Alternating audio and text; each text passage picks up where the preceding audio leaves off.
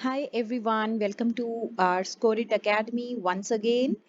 तो हम आज चैप्टर 1 क्लास 9 केमिस्ट्री का कंटिन्यू करेंगे। हमने पिछले वीडियो में डिस्कस किए थे question answers based on particles of matter. तो आज हम फर्दर आगे उसी वीडियो को कंटिन्यू करेंगे। आज हम आगे बढ़ेंगे स्टेट्स ऑफ मैटर की तरफ।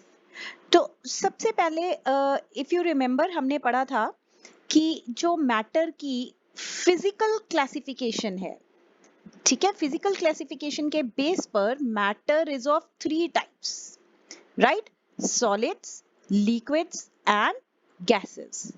पर क्वेश्चन ये उठता है कि why matter is found in different states.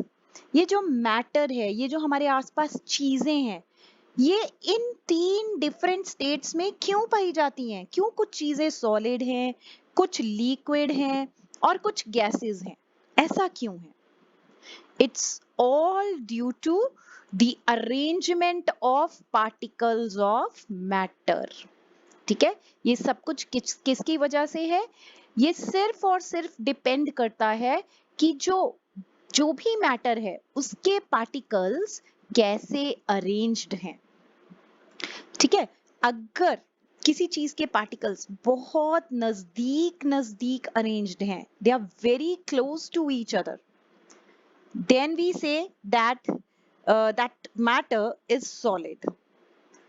अगर किसी सब्सटेंस के particles are little far away from each other as compared to the first arrangement, ठीक है, अगर पार्टिकल्स थोड़े डिस्टेंस पर हैं एक दूसरे से, then we say that those substances or that matter is liquid. And if the spaces between the particles are very very large, अगर इन particles के बीच में spaces बहुत बहुत ज्यादा है, तब हम कहते हैं कि वो matter जो है वो gas है। So now we will be talking about solids, liquids and gases. Okay, we'll talk about the properties of solids, liquids and gases. और मैं इन तीनों को, that is solids, liquids and gases को इकट्ठे ही study करूंगी, so that you can compare all these three. ठीक है, क्योंकि जनरली पेपर में सॉलिड्स, लिक्विड्स एंड गैसेस के बीच में कंपैरिजन का क्वेश्चन आता है। ठीक है, तो हम इन तीनों को इकट्ठे ही कवर करेंगे। सो let's move on to the next slide. तो basically before starting with solids, liquids and gases, इनकी properties को discuss करने से पहले we are going to talk about two important terms. क्यों हम इन दो इंपॉर्टेंट टर्म्स की बात करेंगे? क्योंकि ये बार बार ये वर्ड्स यूज होने वाले हैं आगे जब हम कंपैरिजन करेंगे सॉलिड, लिक्विड और गैसेस का। तो फर्स्ट टर्म है इंटरमॉलिक्यूलर स्पेस एंड सेकंड होगी इंटरमॉलिक्यूलर फोर्सेस, राइट? सो अब इंटरमॉलिक्यूलर स्पेस क्या होती है? What is intermolecular space? Intermolecular मतलब मॉलिक्यूल्स के बीच में जो स्पेस है, ठीक है, ये एक मॉलिक्यूल है, ये सेकेंड मॉलिक्यूल है, इन दोनों के बीच की जो स्पेस है, दिस इज इंटरमॉलिक्यूलर स्पेस। या जो थर्ड मॉलिक्यूल है और जो ये फर्स्ट मॉलिक्यूल है, इन दोनों के बीच की space, this is intermolecular space. किन्हीं दो मॉलिक्यूल्स के बीच की जो स्पेस है ना, दैट इज इंटरमॉलिक्यूलर स्पेस। ये इंटरमॉलिक्यूलर स्पेस है, ये इंटरमॉलिक्यूलर स्पेस है। So these are all intermolecular spaces. ठीक है, अब बेसिकली मॉलिक्यूल्स होते क्या हैं? Molecules are particles of which substances are generally made up of, right? फिर से मैंने स्टार्टिंग में भी ये चीज एक्सप्लेन करी थी, व्हाट आर मॉलिक्यूल्स, एक बार फिर से एक्सप्लेन कर देती हूँ।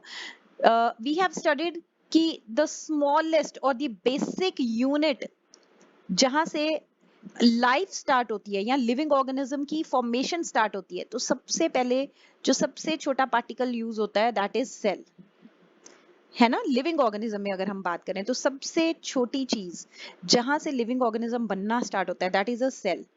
ठीक है, सपोज ये एक सेल है, राइट? अगर ऐसे बहुत सारे सेल्स आपस में जुड़ जाते हैं तो हम उनको क्या बुलाते हैं? We call them tissues, right?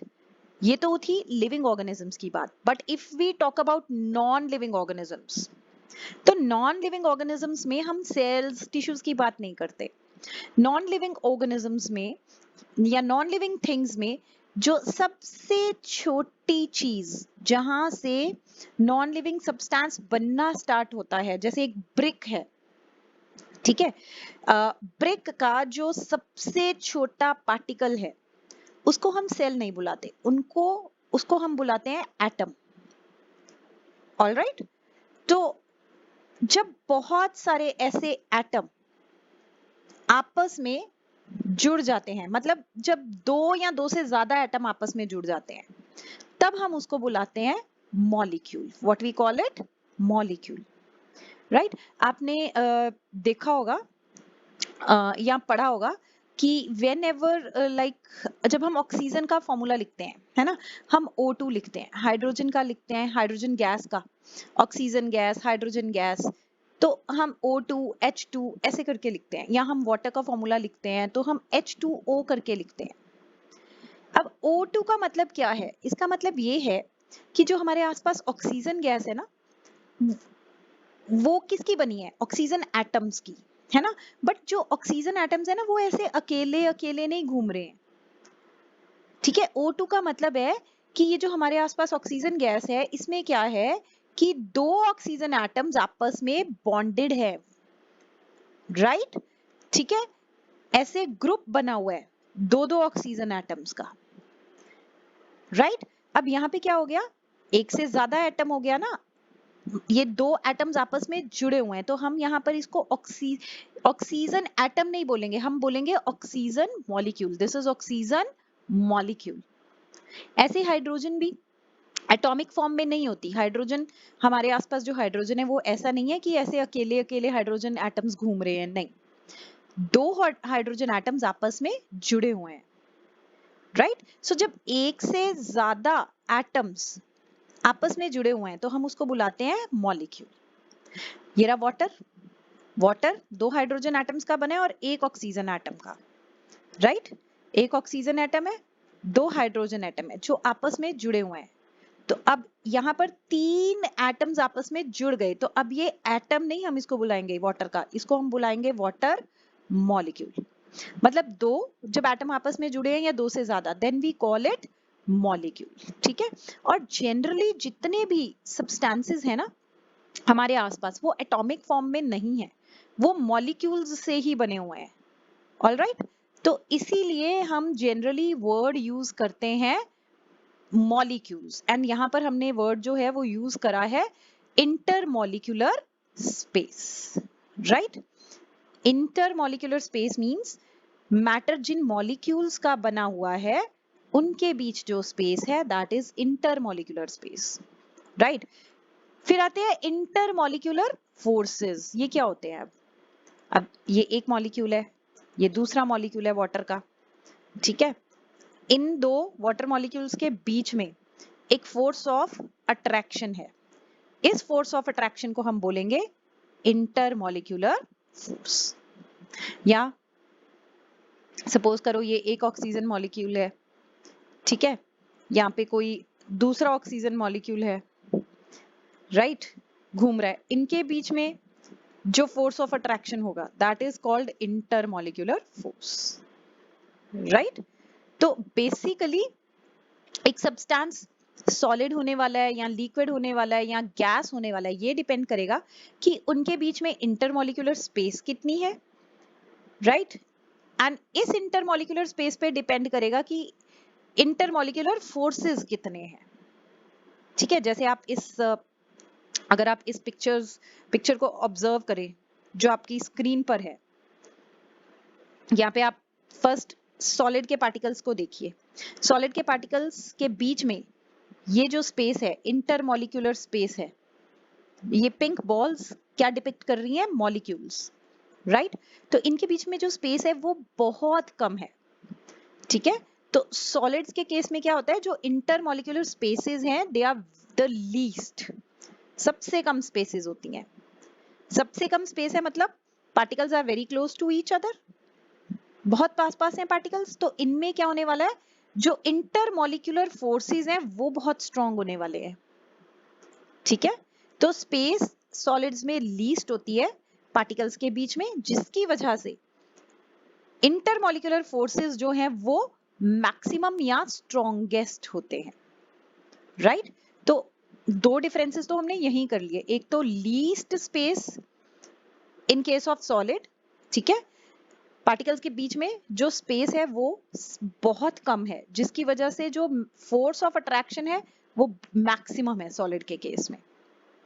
Right, अगर हम लिक्विड्स की तरफ जाएं तो आप देखोगे मॉलिक्यूल्स के बीच में जो इंटरमॉलिक्यूलर स्पेसेस हैं वो ज्यादा होती जा रही हैं, बढ़ गई हैं।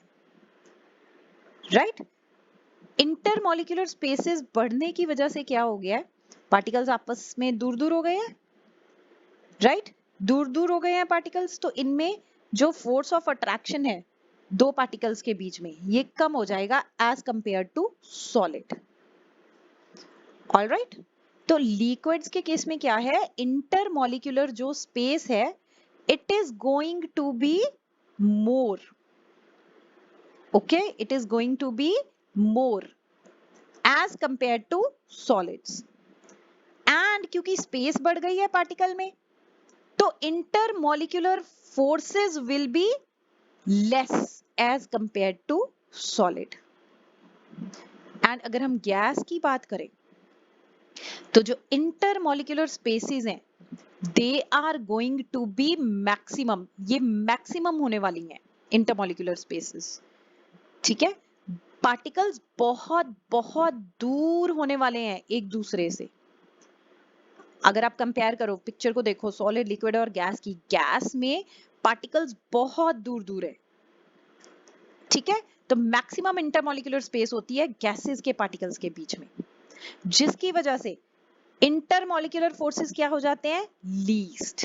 मॉलिक्यूल्स के बीच में जो फोर्सेस ऑफ अट्रैक्शन है वो बहुत कम हो जाते हैं, नेग्लिजिबल हो जाता है force of attraction in case of gases. ठीक है, तो दो पॉइंट्स हमने यहां पर डिस्कस कर लिए हैं डिफरेंसेस के, एक तो इंटरमॉलिक्यूलर स्पेस का डिफरेंस एंड एक इंटरमॉलिक्यूलर फोर्स का डिफरेंस। अब थर्ड में डेंसिटी की अगर बात करूं तो डेंसिटी वाला पॉइंट भी हम यहीं पर डिस्कस कर लेते हैं। डेंसिटी क्या होता है कि पार्टिकल्स कितने पास पास हैं या कितने दूर दूर हैं।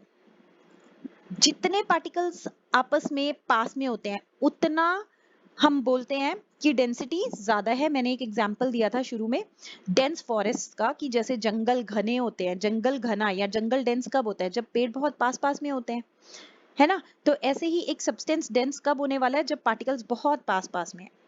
तो हम यहाँ पे अगर सॉलिड का केस देखें तो इसके केस में जो पार्टिकल्स हैं ये बहुत पास पास में है, तो इसका मतलब डेंसिटी मैक्सिमम होती है इन केस ऑफ सॉलिड्स। ठीक है, लिक्विड के केस में लिक्विड्स आर लेस डेंस क्योंकि पार्टिकल थोड़े दूर चले गए, तो as compare to solid liquids are less dense.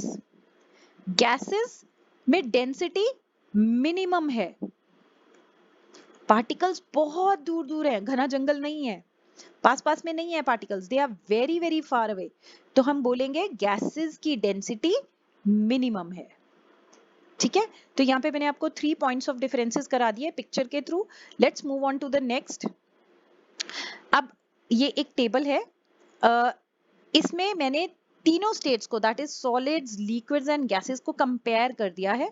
जब आपसे डिफरेंसेस पूछते हैं या कंपैरिजन पूछते हैं तो आप इसी तरह से टेबल ड्रॉ कर कर प्रेजेंट कर सकते हैं। ठीक है, अब सॉलिड की हम शेप की बात करें, अगर सॉलिड्स की शेप फिक्स्ड होती है ना। आप एक ब्रिक का एग्जाम्पल ले सकते हैं, टेनिस बॉल का एग्जाम्पल ले सकते हैं, स्पून का एग्जाम्पल ले सकते हैं। आप स्पून को एक पतीले में डालोगे तो क्या स्पून की शेप चेंज हो जाएगी? नो। आप ब्रिक को उठाकर बाल्टी में डाल दोगे तो क्या ब्रिक की शेप चेंज हो जाती है? नहीं ना। ठीक है, तो सॉलिड की जो शेप है वो फिक्स्ड रहती है, सॉलिड की शेप फिक्स्ड रहती है। ऑलराइट, जबकि लिक्विड्स की शेप फिक्स्ड नहीं है, गैसेस की शेप भी फिक्स्ड नहीं है। ठीक है, आप वाटर को जग में डालोगे तो वो जग की शेप ले लेता है, आप उसको ग्लास में डालोगे तो वो ग्लास की शेप ले लेगा, राइट। इसी तरह से आप गैस है, गैस को भी आप अगर किसी राउंड कंटेनर में डालोगे तो वो राउंड शेप ले लेगी, एंड अगर आप गैस को किसी सिलेंड्रिकल चीज में डालोगे तो वो सिलेंड्रिकल शेप ले लेगी, है ना। आप गैस को बलून में डालते हो तो वो बलून राउंड बलून की शेप ले लेता है, आप उसको लॉन्ग बलून में डालोगे वो लॉन्ग बलून की शेप ले लेती है गैस, राइट। अब ये जो शेप शेप का चेंज होना ना चेंज होना, ये भी किस पे डिपेंड करता है, ये भी बेसिकली डिपेंड करता है on the arrangement of particles. All right, let's go back. All right, तो यहाँ पे क्या है, अगर तो पार्टिकल्स बहुत पास पास है, सॉलिड्स में क्या होता है, particles are very close to each other, तो फोर्स ऑफ अट्रैक्शन ज्यादा था, फोर्स ऑफ अट्रैक्शन ज्यादा था, तो इससे क्या होता है कि पार्टिकल्स एक दूसरे से अलग नहीं हो पाते, ठीक है, and they are not free to move. जब पार्टिकल्स अपनी जगह से बाहर नहीं निकल पाएंगे तो शेप चेंज नहीं होगी। ऑल राइट, लिक्विड्स में क्या होता है कि जो पार्टिकल्स हैं ये इतने पास पास नहीं होते, तो ये इनमें they are free to move somewhat. ये पार्टिकल्स जो हैं लिक्विड के केस में ये एक दूसरे के ऊपर स्लाइड हो सकते हैं, they can slide, they can slip over each other, तो इनकी शेप चेंज हो जाती है, जग में है तो जग की शेप ले ली, ग्लास में तो ग्लास की शेप ले ली, राइट। इसी तरह से जो गैस के पार्टिकल्स हैं ये तो टोटली फ्री हैं, ये तो अपनी जगह छोड़कर ही कहीं और जा सकते हैं, तो ये इजीली अपनी शेप बदल लेते हैं, right. Then volume, volume is fixed in case of solids and even in case of liquids, लेकिन गैस के केस में वॉल्यूम इज नॉट फिक्स्ड। आपको एग्जांपल देती हूँ, सपोज करो आपने एक छोटा सा क्यूब है 3 centimetre bye 3 centimetre bye 3 centimetre का, वो आपने एक पतीले में डाल दिया, ठीक है। अब इस क्यूब की वॉल्यूम जो थी वो है 3 by 3 by 3 multiply by 3 multiply by 3, ठीक है। या वॉल्यूम बेसिकली क्या होता है, वॉल्यूम होता है कि कितनी जगह एक जो सब्सटेंस है वो ऑक्यूपाई कर रहा है ना। मैंने 3 बाय 3 बाय 3 का क्यूब लिया, 3 लेंथ है, 3 ब्रेड्थ है, 3 हाइट है, ठीक है। अगर मैंने इसको पतीले में डाला, क्या ये क्यूब उतनी ही जगह घेरेगा या ज्यादा घेरेगा, उतनी ही जगह घेरेगा ना जितनी वो पतीले से बाहर घेर रहा था, ठीक है ना। जितनी जगह वो पतीले से बाहर ऑक्यूपाई कर रहा था शेल्फ पर, उतनी ही जगह वो ऑक्यूपाई करेगा पतीले के अंदर भी, तो इसकी वॉल्यूम फिक्स्ड है, राइट। वो फैलकर ये तो नहीं है कि पतीले की पूरी जगह ऑक्यूपाई कर ली उसने। इसी तरह से अगर मैं वाटर की बात करूं, लिक्विड की बात करूं, सपोज करो मेरे पास 50 ml वाटर है 50 ml बीकर में, ठीक है, और मैंने ले लिया अब 100 ml बीकर। मैंने ये 50 ml वॉल्यूम है ना, ये 50 ml वॉल्यूम है पानी की, ठीक है। तो मैंने ये 50 ml जो ml means millilitre, 50 millilitre water जब मैंने 100 मिलीलीटर के बीकर में डाला, तो क्या इसकी वॉल्यूम 50 मिलीलीटर ही रहेगी या बढ़कर 100 हो जाएगी? 50 मिलीलीटर ही रहेगी ना, चाहे आप उसको 100 मिलीलीटर वाले बीकर में डालो या 200 मिलीलीटर वाले बीकर में डालो। तो इसका मतलब सॉलिड्स एंड लिक्विड्स के केस में वॉल्यूम क्या है, फिक्स्ड होती है, राइट, ठीक है। अब ऐसा क्यों है कि इनकी वॉल्यूम फिक्स्ड है? इसमें देखो, अगर हम सॉलिड्स की बात करें, फिर से वही फोर्स ऑफ अट्रैक्शन की बात आती है। सॉलिड्स के केस में particles are very close to each other, तो फोर्स ऑफ अट्रैक्शन बहुत स्ट्रांग है, पार्टिकल्स एक दूसरे से अलग नहीं हो सकते। लिक्विड के केस में पार्टिकल्स एक दूसरे से दूर जरूर है, ठीक है, लेकिन इतने भी दूर नहीं है कि वो बिल्कुल फ्री हो जाएं टू मूव। मैंने बोला था कि these particles can slip over each other, ठीक है ना, फैल जाएगा पानी। एक गिलास वाटर है, फैल कर वॉल्यूम उतनी ही रहेगी उसकी, एक गिलास, ये तो नहीं कि वो एक गिलास पानी पूरे कमरे को भर देगा, ऐसा नहीं होता, ठीक है, क्योंकि पार्टिकल्स पूरी तरह से एक दूसरे से अलग नहीं हो पाते, राइट। लेकिन अगर हम गैसेस की बात करें, गैसेस के पार्टिकल्स तो एक दूसरे से बहुत दूर दूर होते हैं ना, तो उनमें तो फोर्स ऑफ अट्रैक्शन होता ही नहीं है, तो वो इजीली अपनी जगह को छोड़कर कहीं भी जा सकते हैं, इसीलिए इनकी वॉल्यूम फिक्स्ड नहीं होती। अगर मैंने एक छोटी सी 50 ml की बॉटल है, उसमें गैस को भरा हुआ है, ठीक है, ये पार्टिकल्स पड़े हैं किसी गैस के 50 ml की बॉटल में। अब मैंने ले लिया 200 ml का कंटेनर, मैंने ये 50 ml गैस इस कंटेनर में डाल दी। अब इन पार्टिकल्स के बीच में क्या है, फोर्स ऑफ अट्रैक्शन बहुत कम है। इस कंटेनर में जब हमने 50 ml गैस भरी थी तो दबा दबा कर भरी थी, है ना, तो पार्टिकल्स पास पास में कर दिए थे। लेकिन जैसे ही मैंने इसको बिग कंटेनर में डाला, ये पार्टिकल्स क्या हो गए, दूर दूर, क्योंकि इनमें फोर्स ऑफ अट्रैक्शन है ही नहीं है, राइट। तो ये दूर दूर हो गए एंड इन्होंने इस बड़े कंटेनर को पूरी तरह से भर लिया। तो यही 50 ml जो वॉल्यूम है वो बन गई 200 ml, फैल गए ना पार्टिकल्स, तो इन्होंने 200 ml कंटेनर को भर दिया, ठीक है। Is it clear? तो इसका मतलब वॉल्यूम गैसेस के केस में फिक्स्ड नहीं होती है। ऑलराइट, अब इसी पे डिपेंड करती है next property, that is fluidity. Fluidity क्या होती है, व्हाट इज फ्लूइडिटी? हम किन सब्सटेंसेस को बोलते हैं कि ये फ्लूइड्स हैं? हम उन सब्सटेंसेस को फ्लूइड्स बोलते हैं जो फ्लो कर सकते हैं, ठीक है। और कोई भी लिक्विड है, कोई भी गैस है, वो क्या है, फ्लूइड, ठीक है। गैसेस हो गए या फिर लिक्विड्स हो गए, ये दोनों फ्लूइड्स हैं, दे हैव फ्लूइडिटी, ये फ्लो कर सकते हैं। सॉलिड्स कैनॉट फ्लो, तो इनमें नो फ्लूइडिटी इज देयर।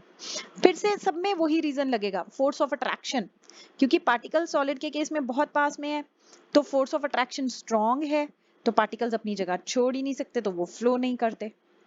हाँ, लिक्विड्स में पार्टिकल्स थोड़े दूर हैं और गैसेस में तो और भी दूर हैं, तो इनमें फोर्स ऑफ अट्रैक्शन कम हो जाता है, तो दे कैन फ्लो, ठीक है, ये फ्लो कर सकते हैं, राइट।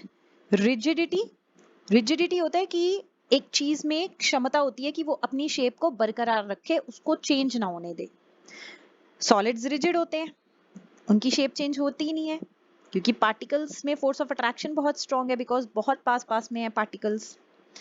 लेकिन लिक्विड्स एंड गैसेस में रिजिडिटी नहीं है, वो अपनी शेप को पकड़ के नहीं रख सकते, क्योंकि इनके पार्टिकल्स में क्या है, स्पेसेस, जिसकी वजह से फोर्स ऑफ अट्रैक्शन क्या होता है, कम होता है, ठीक है। तो पार्टिकल्स लिक्विड के केस में स्लाइड कर जाते हैं एक दूसरे के ऊपर, जिसकी वजह से जब पोजीशन चेंज हो जाएगी पार्टिकल्स की, तो शेप भी चेंज होगी। गैसेस के केस में तो बिल्कुल ही अपनी जगह को छोड़कर निकल लेते हैं, राइट। डिफ्यूजन टेंडेंसी, डिफ्यूजन क्या होता है, हमने किया हुआ है, डिफ्यूजन होता है किसी भी दो मैटर्स, टू डिफरेंट मैटर्स के पार्टिकल्स जब आपस में अपने आप मिक्स होते हैं, दैट इज कॉल्ड डिफ्यूजन। जैसे इंक की 2 ड्रॉप्स आप वाटर में डाल दो तो वो अपने आप इंटरमिक्स हो जाते हैं आपस में, दैट इज डिफ्यूजन। तो टेंडेंसी डिफ्यूजन की सबसे ज्यादा किस में है, ऑफ कोर्स गैसेस में होगी ना। गैसेस के पार्टिकल्स में डिस्टेंस बहुत ज्यादा है, जिसकी वजह से फोर्स ऑफ अट्रैक्शन बहुत कम है, जिसकी वजह से वो इजीली इधर उधर मूव कर सकते हैं और जल्दी जल्दी दूसरी चीज में मिक्स हो जाएंगी गैसेस, ठीक है। सॉलिड में डिफ्यूजन टेंडेंसी सबसे कम होती है, व्हाई? क्योंकि पार्टिकल्स बहुत क्लोज हैं, तो force of attraction is also going to be strong, जिसकी वजह से वो अपनी जगह छोड़ ही नहीं सकते। जब छोड़ ही नहीं सकते, धीरे धीरे मतलब बहुत सारी, जब इसमें काइनेटिक एनर्जी, इनको हीट प्रोवाइड करी जाए सो दैट वो काइनेटिक एनर्जी में बदले एंड फिर जाकर ये क्या बोलते हैं, एक दूसरे से दूर होते हैं, राइट। तो डिफ्यूजन टेंडेंसी सॉलिड की बहुत कम है, राइट।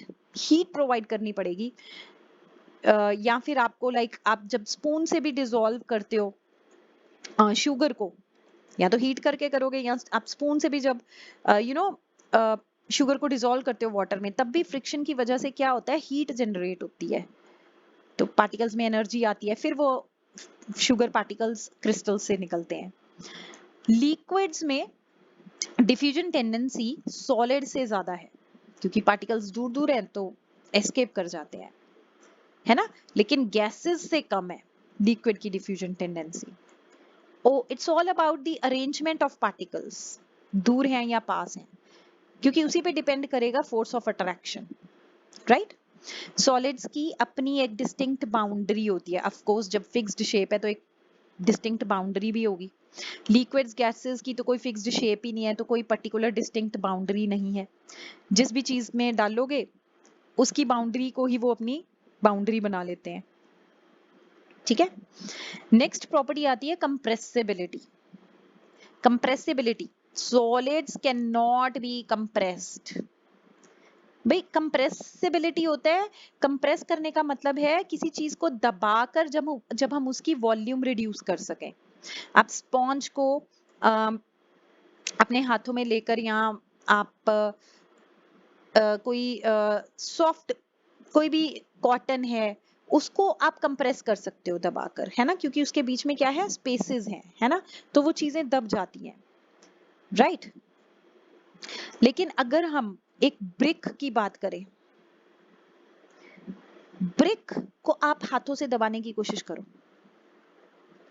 नहीं कंप्रेस होगी, क्योंकि जो ब्रिक के पार्टिकल्स हैं उनके बीच में स्पेस ही नहीं है, पार्टिकल्स और दबे कहां, ठीक है। लिक्विड के केस में भी कंप्रेसिबिलिटी ऑलमोस्ट नेग्लिजिबल है, ठीक है। पार्टिकल्स के बीच में स्पेस तो है बट इतनी ज्यादा नहीं है, पार्टिकल्स बस एक दूसरे पर स्लाइड करते हैं, राइट। तो लिक्विड्स को भी आप इतना ज्यादा कंप्रेस नहीं कर सकते। अगर आप बोलो कि एक ट्यूब में आप पानी को भरोगे, एक पिस्टन में, जैसे सिरिंज के बीच में आपने पानी भर लिया एंड आपने दूसरी तरफ से निडल वाली साइड से कॉर्क लगा के उसको बंद कर दिया और ऊपर से दबाओगे तो पानी दबेगा नहीं, राइट, ज्यादा नहीं दबेगा। गैसेस की कंप्रेसिबिलिटी बहुत हाई होती है, गैसेस को आप जितना मर्जी दबा दबा के यू नो उनको आप कंप्रेस कर सकते हो। क्यों? क्योंकि जो गैस के पार्टिकल्स हैं उनके बीच में बहुत सारी स्पेस है, तो आप जब इन पार्टिकल्स को दबाओगे तो ये पार्टिकल्स नीचे जा सकते हैं और नीचे दब सकते हैं, स्पेस है। Is it clear? तो हाई कंप्रेसिबिलिटी होती है गैसेस के केस में, राइट।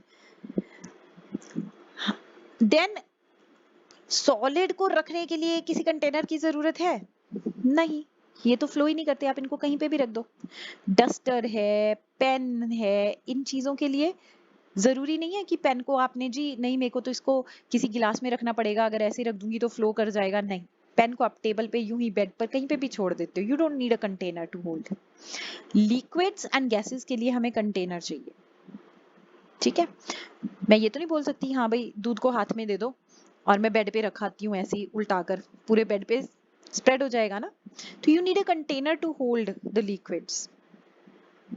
ऐसे गैसेस, ऑक्सीजन गैस है, हॉस्पिटल्स में ऑक्सीजन गैस ऐसे तो नहीं बोलते कि हाँ बेड पे ऐसे ही बस ये गैस लाओ और यहाँ बेड पर रख दो मरीज के, नहीं ना, सिलेंडर्स में डाल के रखते हैं, क्योंकि अदरवाइज गैस तो ऐसे ही फ्लो कर जाएगी और पूरे एनवायरनमेंट में ही बिखर जाएगी, रहेगी नहीं, राइट। डेंसिटी की बात मैं पहले ही कर चुकी हूँ, क्योंकि सॉलिड में पार्टिकल्स बहुत पास हैं तो हाईएस्ट डेंसिटी है। घना जंगल याद होगा, पार्टिकल्स जब बहुत पास पास में होते हैं, ठीक है। एंड लीस्ट डेंसिटी होती है गैस के केस में, जब पार्टिकल्स दूर दूर हैं तो जगह बहुत है तब हम बोलते हैं लीस्ट डेंस है। लिक्विड के केस में liquids are less dense than the solids, क्योंकि सॉलिड में पार्टिकल बहुत पास है लेकिन लिक्विड में थोड़ा जगह है उनके बीच में। फोर्स ऑफ अट्रैक्शन भी मैंने पहले ही समझा दिया, क्योंकि पार्टिकल्स बहुत पास हैं तो strongest force of attraction is there in solid, ठीक है। जैसे जैसे डिस्टेंस बढ़ता जाएगा पार्टिकल्स का, फोर्स ऑफ अट्रैक्शन कम होता जाएगा, तो लिक्विड में फोर्स ऑफ अट्रैक्शन कम हो गया और इन केस ऑफ गैसेस ये बिल्कुल ही नेग्लिजिबल हो जाता है फोर्स ऑफ अट्रैक्शन, ठीक है। सॉलिड के केस में पार्टिकल्स जो होते हैं they are very closely packed, and in case of liquids जो पार्टिकल्स हैं वो थोड़े लेस क्लोजली पैक्ड हो जाते हैं, एंड गैसेस के केस में particles are least closely packed, सबसे कम क्लोजली पैक्ड है, मतलब बहुत डिस्टेंस है पार्टिकल्स के बीच। तो आई होप सो कि ये जो कंपैरिजन है गैसेस, लिक्विड्स एंड सॉलिड्स के बीच में, ये आपको समझ में आया होगा। एंड मैंने इन चीजों को, in solids, liquids and gases को इसीलिए इकट्ठे लिया है सो दैट आप कंपेयर कर सको सॉलिड्स, लिक्विड्स एंड गैसेस को, क्योंकि ये क्वेश्चन ऐसे ही पेपर में आता है। तो इसके साथ ही we end up this session and we'll meet in the new video, जहां पर हम इसी से रिलेटेड कुछ क्वेश्चन आंसर्स की भी बातें करेंगे, राइट? एंड यस, इस चैनल को लाइक करना और सब्सक्राइब करना एंड शेयर करना ना भूलें, सो दैट हम ऐसे वीडियोस आपके लिए अपलोड करते रहे। So will meet in the next video. Till then, bye bye to all.